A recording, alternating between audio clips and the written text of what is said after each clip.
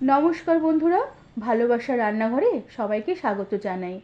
আজ আমি বানাবো ছোলার ডাল দিয়ে পেঁপের ডালনা। রেসিপিটি আমি সম্পূর্ণ নিরামিষভাবে বানাবো।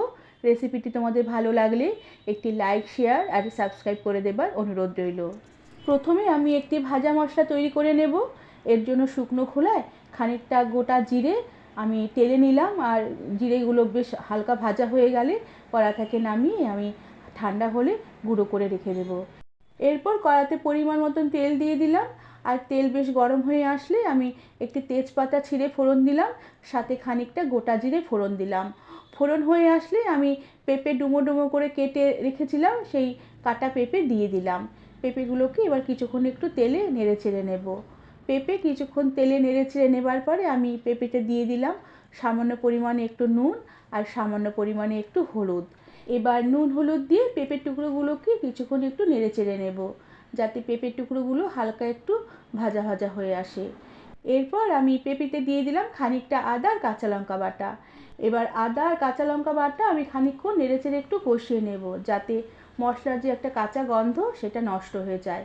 এভাবে কিছুক্ষণ নেড়ে চেড়ে কষিয়ে নেবার পরে আমি এই মশলাতে দিয়ে দিলাম সামান্য পরিমাণে একটু জল, সাথে দিয়ে দিলাম খানিকটা ধনের গুঁড়ো আর খানিকটা কাশ্মীরি লঙ্কার গুঁড়ো, সাথে পরিমাণ মতো নুন দিলাম আর পরিমাণ মতন হলুদ গুঁড়ো দিলাম, আর তার সাথে খানিকটা ভাজা জিরের গুঁড়ো দিয়ে দিলাম।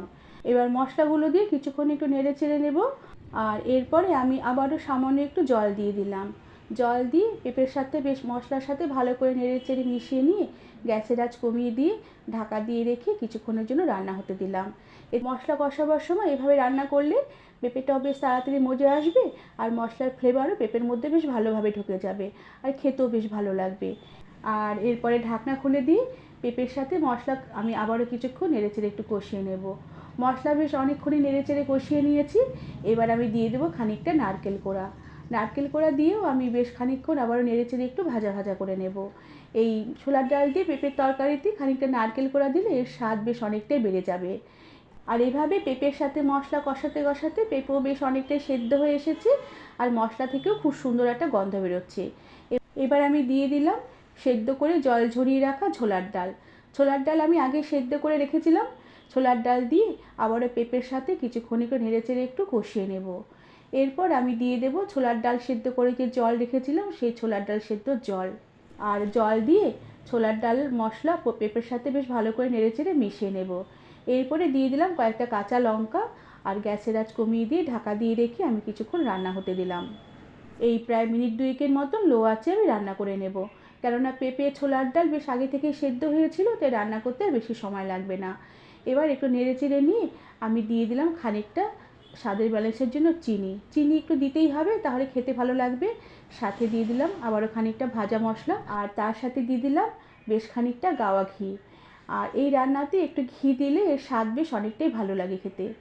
এবার চিনি, ভাজা মশলার ঘি বেশ ভালো করে একটু নেড়ে চেড়ে মিশিয়ে নেব। এরপরে গ্যাসের আঁচ বন্ধ করে দিয়ে ঢাকা দিয়ে রেখে কিছুক্ষণের জন্য স্ট্যান্ডিং টাইমে রেখে দেব। বন্ধুরা, আমার আজকের এই নিরামিষভাবে ছোলার ডাল দিয়ে পেঁপের ডালনা রেসিপিটি তোমাদের কেমন লাগলো আমাকে তোমরা কমেন্ট করে জানাবে, আর ভালো লাগলে একটি সাবস্ক্রাইব করে দেবার অনুরোধ রইল।